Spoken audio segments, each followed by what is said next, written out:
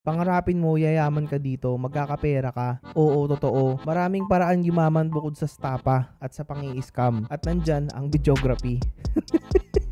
Hindi ka nila sasagipin kapag may nangyari sa camera mo at pag may nangyari sa'yo. Trabaho to, you should be strict. Kung ang mga company, may strict na time na sinusunod, may strict na sahod na sinusunod, meron niyang strict na araw na nagtatrabaho na sinusunod, tapos ikaw, hindi mo kaya mag-commit sa sarili mo, yan na nga lang yung hinihingi ng trabaho na to. Commitment sa sarili, commitment sa principle, commitment sa disiplina. Sa kasalukuyan, kamusta kayo Martians today? Today, welcome back sa 365. Sasabi ko, today. Okay, so Martians, wait lang. Medyo mahaba-habang usapan to. Today, alam nyo, since nabuwisit ako sa mga nakikita ko kahapon, pag-usapan natin ang breakdown kung paano ka nga ba magpresyo ng services mo or paano ka magpresyo ng videography services mo. It's going to be a medyo mahabang usapan, so sit back and relax. So, una sa lahat, ano bang standard rate? Para sa akin lang naman, hindi to revolutionized, pero para sa akin lang, ang standard should be 6,500 pesos. Bakit? Breakdown. Para sa akin, ang presyo ng transo mo is dapat around 1K to 2K, depende sa layo. And syempre, ideal na mag-angkas ka, mag-joyride ka, mag-grab ka, at hindi ideal na mag-commute ka. Kasi may bit-bit kang equipment, depende rin yun sa dami ng equipment mo. Transpo. Editing fee. Pwede yan mag-range around 2.5, 3K, pwede rin namang 3K ang editing fee mo, pwede rin namang 1K, 2K, pwede mong babaan. Pero kung nagbabayad ka na siguro ng software, I think dapat nasa around 3K price ka lang. Kasi magkano na ang Premiere ngayon? Dati 995 pesos lang ata yung binabayad ko nun. Ngayon nasa 1,900 pesos na. Kaya yung mga editing fee na yan, possible sa mga malalaking projects, doble yan. It's either 6K or 10K or 15K kasi syempre kailangan mo ng leeway or breathing time dahil parang halos the whole year nag-spend ka rin ng time mo magbayad sa software. So shooting fee, depende yan sa price na meron ka. I mean, depende rin yan sa equipment at skill set na meron ka. Of course, kapag may equipment ka malaki, it's going to range from around, sabihin natin 10K papuntang 100 yung price niyan. Depende nga sa equipment mo, sa skill set mo, at sa capability mo. Pero Marco Mars, bakit nasa 6.5 ka na? Bakit 6.5? Kasi nga, yun yung standard ng lowest dapat. Lowest to the low. Kumbaga, nandun na yung transfer mo, nandun na yung shooting fee mo, nandun na yung editing fee mo.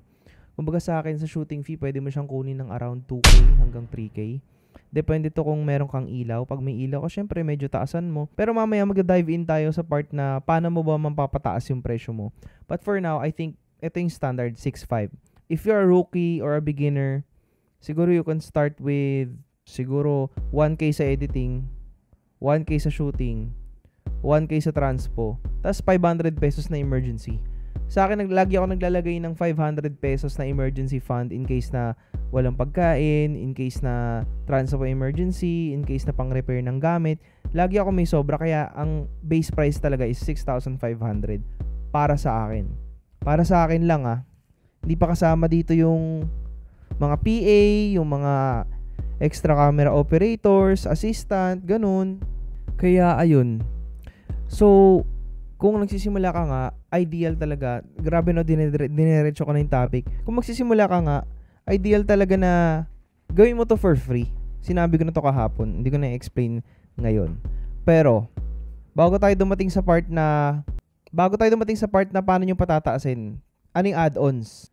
Ito yung mga malulupit dyan, guys. Ito yung mga nagpapalaki dyan sa presyo na yan. Add-ons, your add-ons should be, wait lang, marami ata nag-comment sa vlog kahapon unti lang. 0. 0. Okay. It's okay. So, kahapon, nawala yung train of thought ko. So, ito. Your additionals should be revisions. Revisions, raw files, delayed, editing, timelines, and of course, syempre, drone shots. Ang drone shots, magkano ba talaga dapat? Depende rin yan. Kung yung drone mo is kaya mag-output ng 4K, why not start with at least 4K to 5,000 pesos? Kung 1080 lang yung ina-output ng drone mo, you can go between 1.5 to 3K. Para sa akin lang naman ideal. At saka hindi masyadong masakit kay client. Ang pangit kasi sa ngayon, yung ibang mga shooters, tanggap lang talaga na tanggap ng shoot. Hindi nila iniisip yung sarili nila. Sa umpisa, importante na isipin nyo yung sarili nyo. Kasi kayo yung malalagot, kayo yung maaabala, hindi yung pinag-alalaanan nyo ng service. Oo, you should be for the client as always. You should give them what they want as always. Pero at the end of the day, ang uuwi sa bahay na may dalang assignment ikaw. So, isipin mo pa rin dapat yung sarili mo. Huwag kayo masyadong, hindi kasi, naalagaan ko yung client. Hindi kasi, kamag-anak ko naman. Hindi. You should be heartless. Simple as that. You should be stone cold. Trabaho to. Hindi ka nila sasagipin kapag may nangyari sa camera mo at pag may nangyari sa'yo. Trabaho to. You should be strict. Kung ang mga company, may strict na time na sinusunod, may strict na sahod na sinusunod, meron yung strict na araw na nagtatrabaho na sinusunod, tapos ikaw, hindi mo kaya mag-commit sa sarili mo, yan na nga lang yung hinihingi ng trabaho na to. Commitment sa sarili, commitment sa principle, commitment sa disiplina. Once na nag-freelance ka, kailangan may disiplina ka na sa sarili mo. Kailangan kaya mong i-disiplina yung oras na meron ka at kailangan matigas ka. Kasi kahit sabihin mo naman natin na wala ka pang papeles, dapat stricto ka pa rin. Siyempre bukod sa dapat maayos kang katrabaho, stricto ka dapat pagdating sa prinsipyo mo sa trabaho. Hindi pwedeng, hindi kasi nakakaawa naman eh. Hindi kasi, long term naman kasi yan eh. Hindi kasi kamag-anak ko yan eh. No, hindi dapat ganon. Hindi sila ang naaaberya, ikaw. I've learned this all throughout all my experiences. And it's one of my greatest regret. Not standing my ground. Well, hindi naman. I stood my ground. But, alam mo yun, not always. Kasi way before, nung nagsisimula pa lang ako, mapagbigay ako. As in, pati raw binibigay ko. Akala di ko alam na, may presyo pa lang raw. Kung binibigay mo ang raw, for free, yan, kumbaga tansyahan yan, honestly. Hindi sa lahat ng araw ibibigay mo ang raw files. Ako, yung raw files may charge yan, automatic. Like, right now, pwede kang mag-charge ng 1.5 to 2K para sa raw files. Depende pa kung yung raw file na hinihingi nila. Sabihin natin, yung raw files mo, naka-S-log, or CineD, or D-log, or C-log, or basta naka-log, bang silog, top silog. Pwede mo silang i-charge for more if hinihingi nila yung raw na may kulay.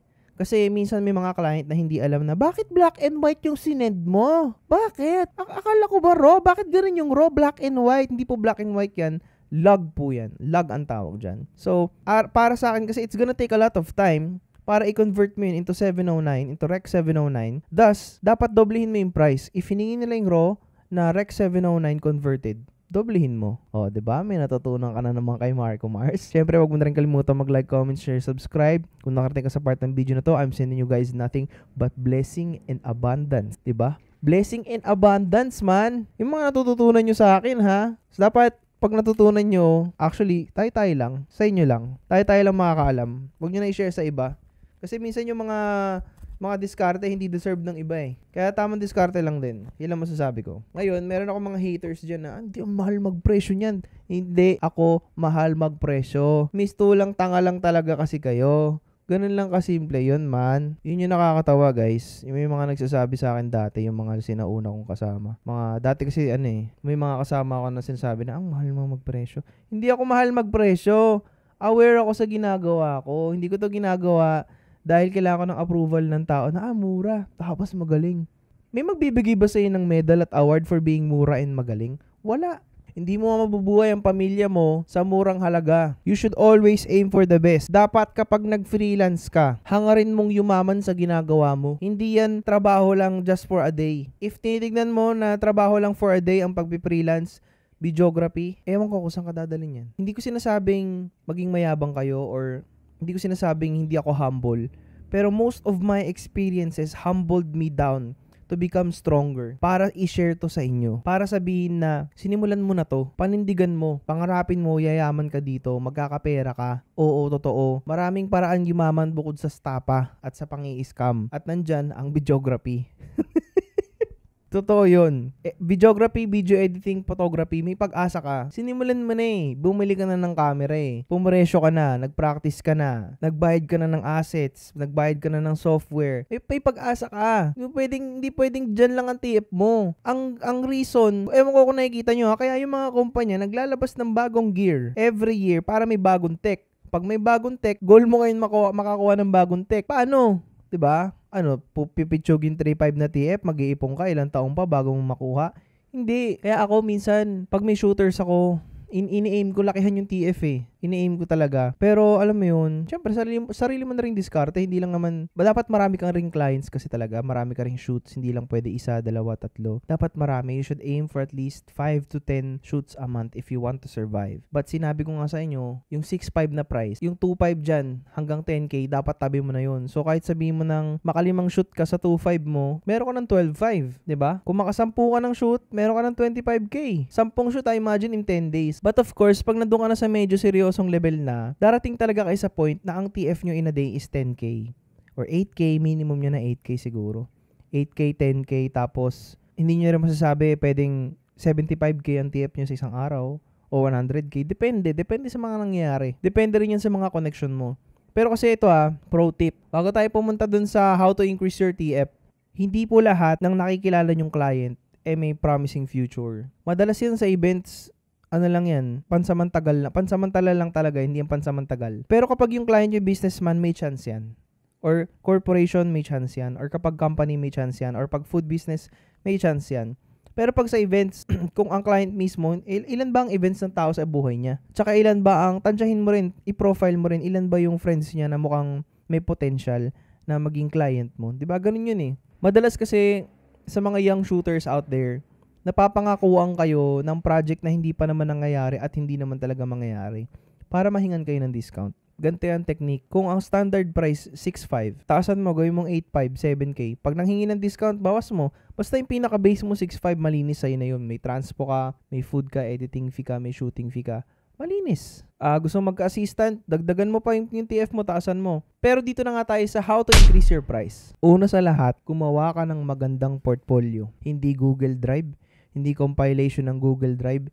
Isang link lang na nandun lahat pag pinlay. Pag kinlik, nandun lahat. Hindi yung magra-rummage through sila ng mga links. Maghahanap sila ng links. Pwede ba, ang alam niyo nakakatawa, tatanungin na, meron ka bang sample ng debut? Syempre marami ka na. Pero yung, pag meron kang unusual na shoot, na meron ka bang sample ng ganito, paano mahihingin yun? Paano may bibigay yun? Ang di ko rin magets minsan, napakaganda na ng portfolio mo. Ito to be honest ang di ko magets minsan, maganda na yung portfolio ko. As in, maganda na siya. As in, wow level siya. Pero no matter what, meron pa rin naghahanap ng sample ng gusto nilang sample. Hindi sila natingin dun sa ginawa mong maganda. Ang tinitignan lang, kahit nakita na nila na inedit mo, na ginawa mo, gusto pa rin nila ng sample na gusto nilang mangyari. Ay, gusto ko yung ginawa mo na katulad ng ganyan. Yun ang di ko magets. But I think lang naman na sasabihin nyo lagi na kayo nag-shoot and nag-edit. If hindi kayo yung nag-edit, syempre ilagay mo na ako po nag-shoot nito, or ako po nag-edit nito, or ako po nag-shoot and edit nito. Ganun. Para lang clear. Pwede mo rin i-explain na, kasi po yung concept po na gusto nyo, same po siya with this one that I made. Na almost the same siya, almost same interview setup, sabihin natin same B-roll setup, same sequence, ganito lang din po siya. And may lighting din po kasi yan. Yun. Ganun siya. So number 1 on how to increase it is actually have a better portfolio. As in way better. Pagandahin mo, hindi Google Drive links. Ako nagsasabi sa'yo. Sobrang dali gumawa ng website. Ang dami ng options ngayon like Wix. Matagal na yung Wix. But I think may AI na ngayon. So yeah, make use of it. Another way on how to increase your TF is one of my greatest achievements in life. Client testimonials. Ako nire-recommend ako, pinapasa-pasa ako ng mga sikat na vlogger na kilala ko sa mga sikat na kilala nila. That's why I have this type of mentality na mas maigi nang hindi ako kilala sa masa. Alam mo yun, na mas kilala ako sa mga sikat. Ganun yung naging mindset ko na, eto guys sana hindi nyo ako ma-misinterpret. I'm just sharing the reality na kung anong meron sa space ko. Naging goal ko na, parang mas maganda na makilala ako ng mga sikat kaysa sa makilala ako ng maraming tao. Kasi kahit naman makilala ako ng maraming tao, kung yung daming tao na yan, babaratin lang ako, gagamitin lang ako, tas wala namang benefit sa akin, di doon na lang ako sa sikat. Pwede pa, tumatanggap pa rin naman ako ng project sa mga hindi sikat, syempre. As long as reasonable at doable yung concept nila, under a very doable price as well. Pero sa mga sikat, mas nag-e-enjoy ako kasi bukod sa may portfolio ka na you've worked with this, you work with him, with her, with that, it solidifies your stand as a shooter. Kung okay, maganda pala yung mga naging clients ito. So, I think, kunin natin siya dahil industry standard. Parang ganun Ganun kasi yung magiging image mo. You need to have client testimonials. Now, kung wala ka pang sikat na client, wala ka pang big brand sa portfolio mo, what do you do? Sa bawat client na meron ka, siguro kahit sa first 10 clients mo na proud ka na ginawa mo, hingan mo sila ng testimonial. It's either gumawa sila ng review sa page mo on Facebook or chat nila sa'yo yung feedback nila about sa output kung masaya sila, and then post mo sa Facebook page mo. Wag sa personal, sa business page mo dapat i-post mo, lagay mo. That way, makikita ng mga tao, okay naman pala siya, maganda naman pala output niya. Kasi syempre, people will hire you from, feedback from others. I'm sharing this na for growth ha, wag niyo sana ako ma-misinterpret about yun sa sinabi ko a while ago. Kasi growth naman ang main goal natin. So, yun, client testimonials is the best way to increase your price. Kasi kapag na-refer ka na, paulit-ulit, dumadami na yung demand, pwede ka na magtaas ng price. Kapag high demand ka na, syempre, taas mo na price mo. Pero kapag hindi ka pa ganun ka-demand, huwag ka magbaba. Pwede ka magbaba, pero huwag masyado. Ganun lang siya, kasimple. Another way, para ma-increase mo yung presyo mo, is to actually have social proof. Ano yung social proof? Yung proof ng output mo, na pinost ng mga naging clients mo. Simple as that. Bukod sa meron silang testimonials, may proof na ikaw gumawa. It's either share mo lang yan sa story mo, pinost na nila sa page nila, share mo. Syempre, be proud. Lagay mo na, thank you for trusting my business or thank you for trusting me. Standard yun, guys. Kapag na-post ni client, be proud of your work. Though, ako, medyo nandun ako sa point na hindi ko na share kasi minsan hindi na ako proud. Kasi may mga output ako minsan na ginalaw na ni client, tinweak na to their liking, pero hindi na siya pasok sa taste ko. Ako kasi parang tumanda na ako nagkaroon na ako ng taste. Sa umpisa talaga, pag nagsisimula ka as a videographer, sa unang wala kang taste, baduy ka talaga. Pero bigyan mo sa sarili mong time around 1, 2, 3 years, magkakaroon ka ng taste, believe me, at saka ng mata. Magkakaroon ka ng muscle reflex na alam mo na yung pangit, alam mo na yung hindi, alam mo yung mag-work, alam mo rin yung hindi. Ganun. Pero siguro ngayon, dahil nga mas rampant ng social media ngayon, bukas ka lang ng IG, ang dami mo na makikitang pegs. Bukas ka lang ng YouTube, ang dami mo rin makikitang pegs. Nung time ko kasi parang wala masyado. Wala talaga. Kaya kung baduy ka talaga noon. Ngayon, medyo, alam mo yun, nakikita ko magagaling na yung mga nagsisimula pa lang. Pero, alam mo yun, we all have flaws. Like, for example, hindi mo alam yung price, mahina pa loob mo mag-price, meron kang imposter syndrome sa pricing, alam mo yun. Syempre, yung first time mong kikita ng malaki, ewan ko kung kwento ko ba to sa inyo, pero ang naramdaman ko is para akong hindi sure. Parang nag-doubt ako sa sarili ko, ito ba talaga yung presyo ko? Kasi parang ang dami nung gagawin. Ako nag-propose na ang daming gagawin. Tapos ito yung presyo ko. So, I think deserve ko naman. Hanggang sa nasanay ako ng nasanay. And then ayun. Ito na. Medyo umaariba ng onti sa presyo. Alam mo yun? Medyo kinakaya naman. Medyo nabubuhay naman. Medyo kaya nang bumuhay ng 1-year-old. Medyo lang naman. But lastly, on how to increase your price is to actually have professional branding. Yung mentor ko, si Michael Angelo, food photography, lagi ko siyang may-mention. Lagi niya sinasabi sa akin na dapat may branding ka. Bukod sa may branding ka, dapat may genre or niche ka in our field. Kumbaga sa videography, anong niche mo? That may fino-focus ka na main na niche. Kasi pag lahat yung tinanggap mo, talagang yung TF mo sabog eh. Hindi standard yung magiging TF mo kung ano-ano. Pero kung halimbawa sa food photography ka lang, mag-set ka ng standard price. What works with you? What works well? Pwede ka rin magpasok ng mga PA, Persyuhan mo naman na maayos, bayaran mo sila na maayos, huwag mong baratin. Pero alam mo yun, magkaroon ka ng standard rate sa food photography, kung food photography ka. Kung halimbawa naman, events, magkaroon ka rin ng standard doon.